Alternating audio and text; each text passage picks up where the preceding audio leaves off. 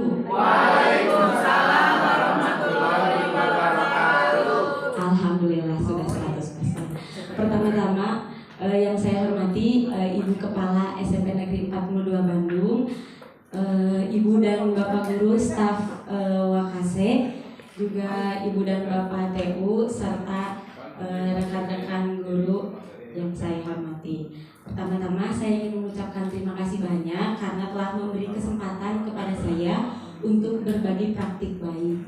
Karena saya di sini masih belajar dan belum ada apa-apanya gitu dibanding ibu bapak guru. Jadi mohon dimaafkan bila selama saya berbagi praktik baik ada kekurangannya. Di sini saya akan membahas terkait mengubah kelas menjadi ruang kolaborasi dengan smart instruction.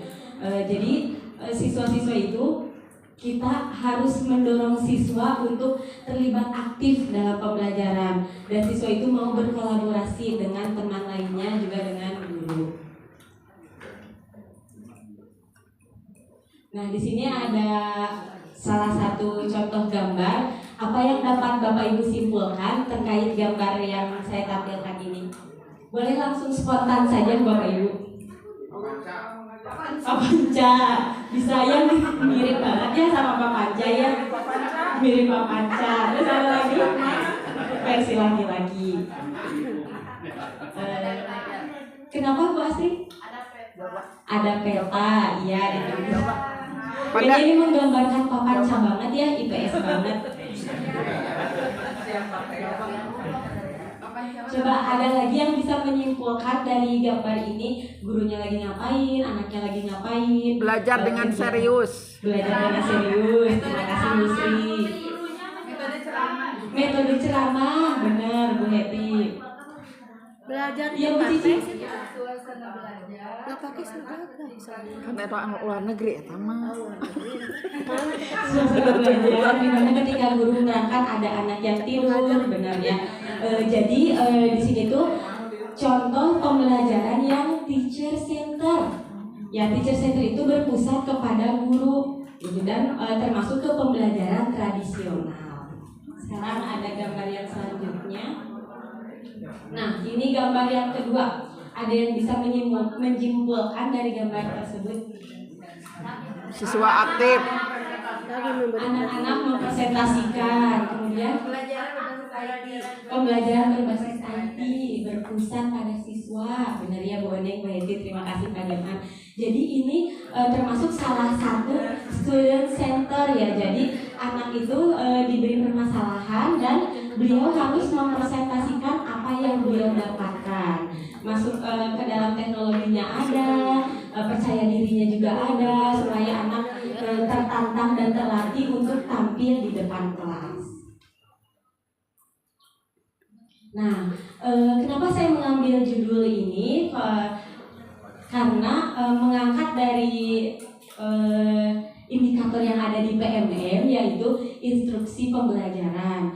Semester lalu saya mendapati dan memilih instruksi pembelajaran ini, maka sekarang saya akan berbagi kepada rekan guru yang mungkin di semester ini mengambil instruksi pembelajaran. Jadi ada indikator apa aja sih yang harus dicapai di instruksi pembelajaran ini? Di sini ada pengertiannya. Instruksi pembelajaran sendiri upaya penjelasan terstruktur tentang konsep dan aktivitas pembelajaran disertai demonstrasi, ilustrasi atau contoh yang relevan dan kontekstual untuk peningkatan efektivitas pembelajaran. Berarti muaranya itu kepada efektivitas pembelajaran. Jadi di sini Ibu Bapak ketika mengajar di kelas harus disertai, dianjurkan untuk disertai dengan demonstrasi. Bisa melalui Ibu Bapak sendiri, bisa melalui siswa yang lebih paham, yang lebih ahli pada materi tersebut. Bisa juga menggunakan ilustrasi. Ilustrasinya bisa berupa gambar,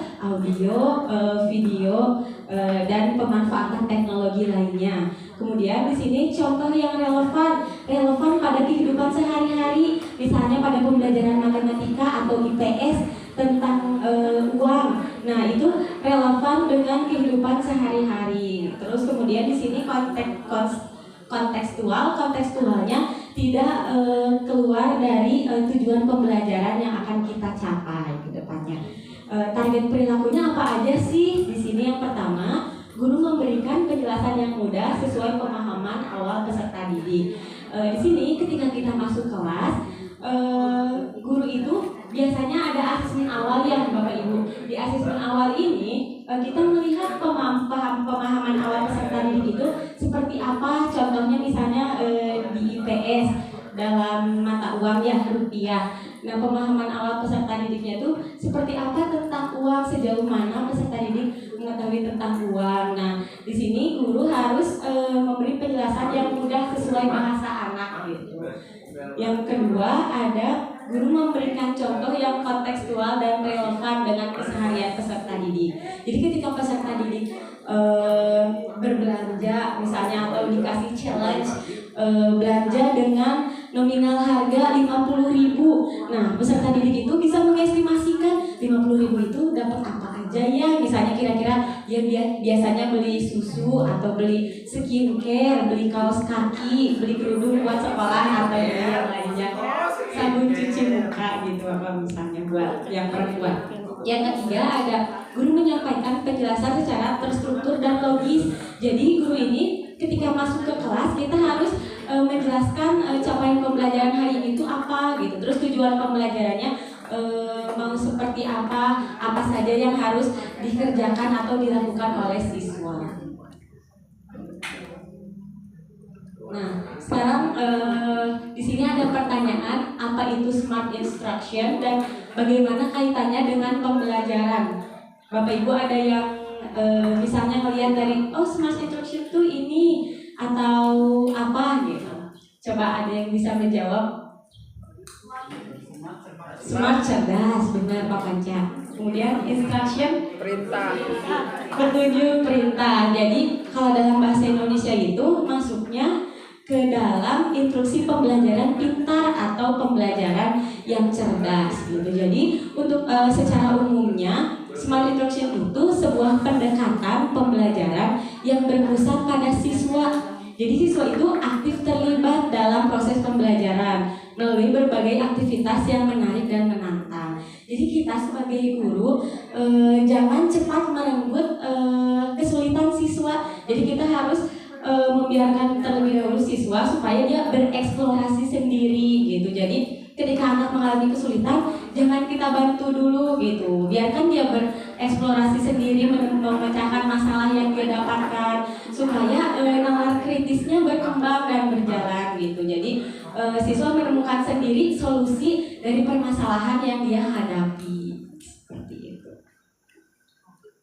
Nah, di sini ada karakteristik atau singkatan dari SMART itu sendiri. Sebenarnya ini SMART-nya saya buat sendiri ya, ini singkatannya. Jadi singkatannya itu yang pertama ada spesifik. Jadi ketika guru menjelaskan kepada anak itu harus spesifik, kayak misalnya sekarang anak-anak kita bagi kelompok 6 kelompok, satu kelompoknya terdiri dari 5 orang. Kemudian duduk berkelompok membuat poster atau diskusi terkait pembelajaran software. Kemudian nanti akan ada yang presentasi ke depan atau window shopping keliling seperti itu. Jadi ketika kita memberi penjelasan kepada anak itu harus spesifik.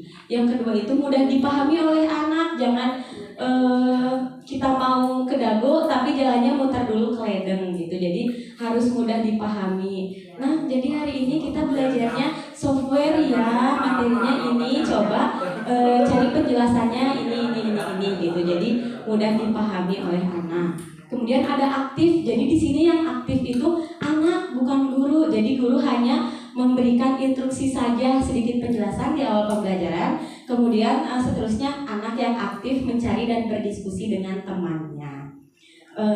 Relevan di sini relevan dengan capaian pembelajaran yang akan dicapai. Kemudian arahnya mau kemana sih software ini, membuat anak jadi ahli apa sih, terus bagaimana sih penggunaan software ini dalam kehidupan sehari-hari. Jadi si pembelajarannya itu harus terarah untuk kehidupan sehari-hari. Nah, di sini ada perbedaannya dengan smart instruction dan pembelajaran tradisional. Untuk di sini peran gurunya, kalau di pembelajaran tradisional itu guru itu sebagai pusat informasi. Jadi dia tuh metodenya kayak metode ceramah mungkin ya. Jadi di depan ngejelasin ke anak. Kalau smart instruction itu guru hanya sebagai fasilitator gitu. Jadi anaknya berdiskusi, kita keliling. Iya nak, ada yang bisa dibantu bu, ini gimana susah, misalnya kita coba arahkan gitu. Tapi bukan kita yang memberi informasi, siswa yang mencari informasi sendiri.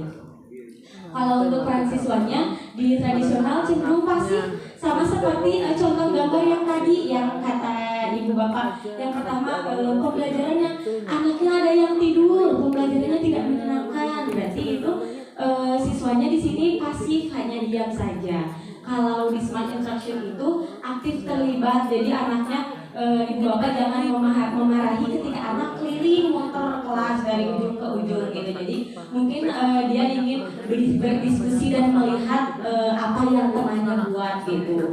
Contoh kasusnya saya pernah praktek di pembelajaran informatika, saya buat window shopping. Jadi setiap kelas dibuat kelompok dan ada beberapa siswa yang membahas materi yang berbeda. Kelompok 1 misalnya software, kelompok 2 hardware, kelompok 3 email, kelompok 4 search engine, kelompok 5 misalnya jaringan. Nah, anak-anak tersebut saya libatkan untuk membuat materi apa yang akan mereka presentasikan kepada temannya gitu. Jadi si anak tersebut mencari sendiri materinya dan berdiskusi dengan temannya. Kira-kira materi ini bagus gak ya kalau dijelasin ke teman? Ngerti gak ya? Gampang gak ya? Coba dicontohkan dengan gambar-gambarnya gitu. Jadi ada yang menggambar software, komputer dan lain-lainnya. Nanti anak tersebut bakal keliling mencari informasi ke teman-temannya. Yang selanjutnya ada metode. Kalau pembelajaran tradisional masuknya ke ceramah dan latihan soal. Kalau di rumah seperti yang kemarin Bu Eli bahas yang LKS, buku paket gitu ya. Nah, ini masuknya ke pembelajaran tradisional. Kalau smart instruction beragam, ada proyek kolaborasi antara siswa dan siswa lainnya, bisa juga dengan guru. Kemudian penilaiannya di pembelajaran tradisional ini tes tertulis biasanya coba buka keluarkan kertasnya nomor 1 gitu. Kalau di smart instruction itu bisa portofolio, bisa presentasi atau yang lainnya gitu. Jadi secara lisan pun bisa gitu. Coba dites dulu misalnya organ tubuh pada manusia, gambar ada patungnya miniatur, dijelasin ini apa gitu kan, itu masuknya ke dalam tes lisan. Kemudian yang terakhir ada teknologi. Untuk di tradisional itu jarang digunakan, kalau di smart instruction itu digunakan secara efektif. Bapak Ibu kecepatan nggak?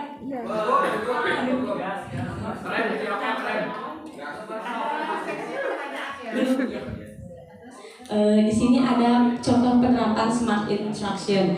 Yang pertama itu ada game edukasi. Di sini saya mau bertanya dulu, ibu bapak sadar nggak kenapa anak-anak itu lebih asik ketika bermain game? Menarik, menyenangkan. Nah, kenapa sih kita dalam pembelajaran nggak dibuat menyenangkan seperti game gitu? Contohnya gini, kalau ibu bapak mau tahu, ketika anak masuk ke game Mobile Legends, dia pasti disambut dengan meriah, welcome to Mobile Legends gitu kan ya. Terus ketika anak menang victory gitu, terus dia bisa hidup lagi gitu. Ketika dia kalah, dia bisa main lagi, dia bisa hidup lagi gitu. Yang saya lihat di sini, ketika pada pembelajaran itu anak-anak kenapa takut, kenapa tidak asik gitu dengan pembelajaran, karena cenderung ketika anak salah itu ibu bapak bertanyanya, punten tidak menjudge ke guru manapun ya, kayak gini, kenapa ini kamu salah kan, ini harusnya seperti ini kali ini harusnya sekian atau bagaimana gitu. Kenapa kita tidak memberi kesempatan kepada anak untuk mencoba lagi dan mencoba lagi sampai dia menemukan hasil yang sesuai gitu. Jadi kita harus bisa membuat pembelajaran itu seperti game gitu. Selain itu juga tadi yang saya contohkan ada window shopping kalau materinya berupa materi yang harus dijelaskan bisa window shopping. Jadi di situ nanti anak-anak menghafalkan sendiri dan berusaha untuk menjelaskan kepada temannya gitu. Terus yang selanjutnya ada platform pembelajaran online. Di sini udah banyak ya biasanya di matematika atau yang Bapak Ibu misalnya belum paham gitu platform pembelajaran online itu apa. Salah satunya ada Quizzes kayak gitu. Terus Padlet yang nanti akan saya bahas. Kemudian ada Google Classroom. Selanjutnya ada realitas virtual. Ini masuknya ke VR ya. Biasanya VR itu yang digunakan kalau Bapak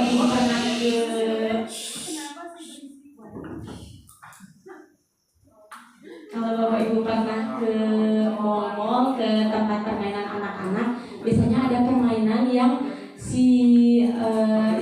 alatnya itu ditempelkan kepada mata, yaitu masuknya ke VR. Sebenarnya kita juga bisa mengajak anak-anak walaupun tidak mempunyai alat yang mata itu, kita tayangkan aja di kelas. Misalnya jalan-jalan ke Mekah atau ke Arab Saudi gitu, atau ke Madinah dalam pembelajaran PAI. Kita tayangkan saja, terus kita tanya kepada anak, di muka itu ada apa aja, ada tempat apa aja, tempatnya untuk apa gitu, di Madinah tuh ada apa saja gitu. Jadi kita harus kreatif gitu. Misalnya VR-nya nggak ada, Budela gimana? Bisa langsung tayangkan aja video pembelajaran. Biasanya kan anak-anak suka, wah nonton hari ini seru gitu. Padahal di situ ada pembelajaran bahwa kita telah jalan-jalan ke Mekah atau ke Madinah gitu.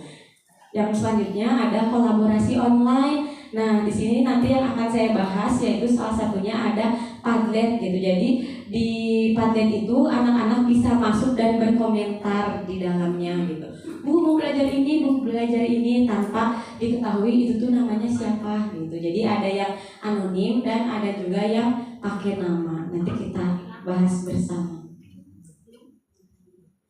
Nah, contoh penerapan smart interaction pada PJOK, karena saya pokoknya di PJOK ya.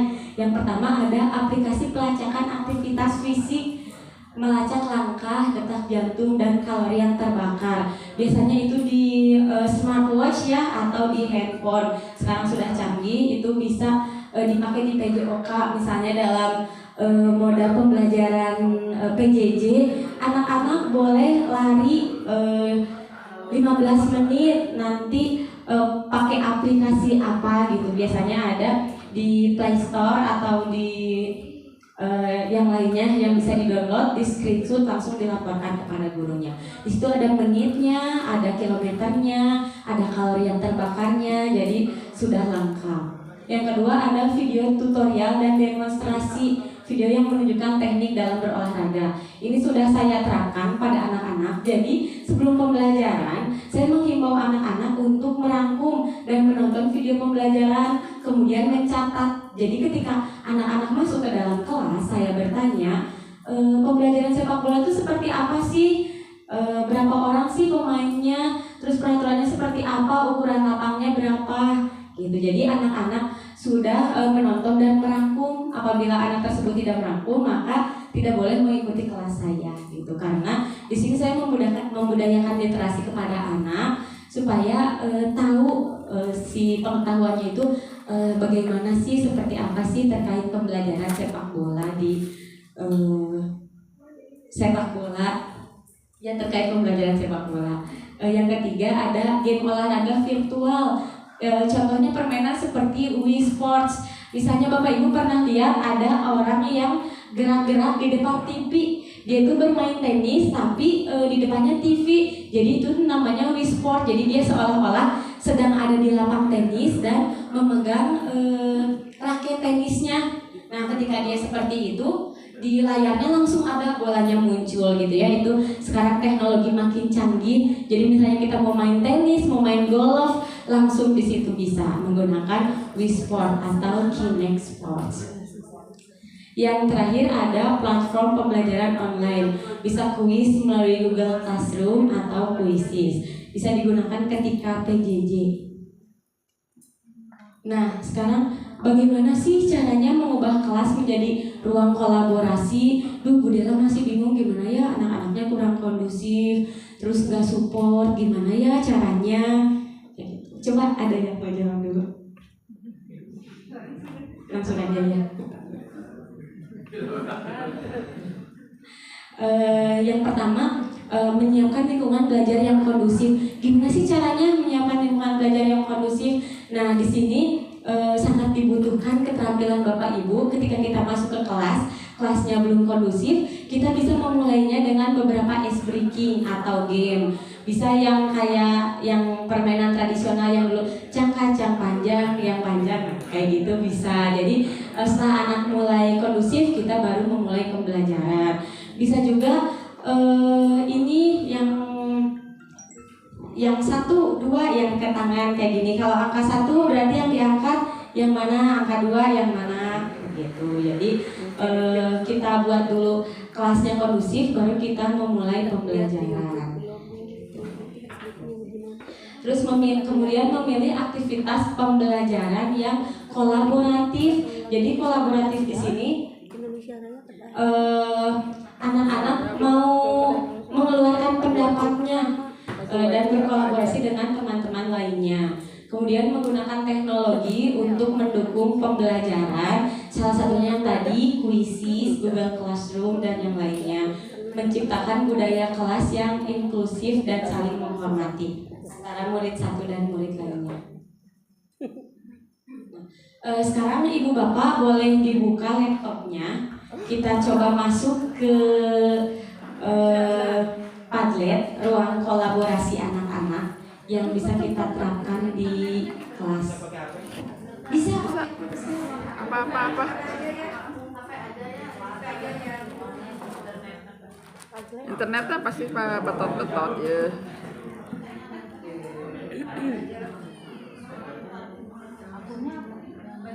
Yang mana apanya?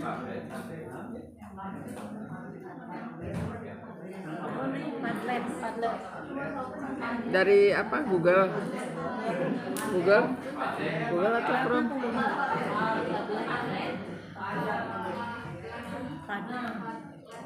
Padlet.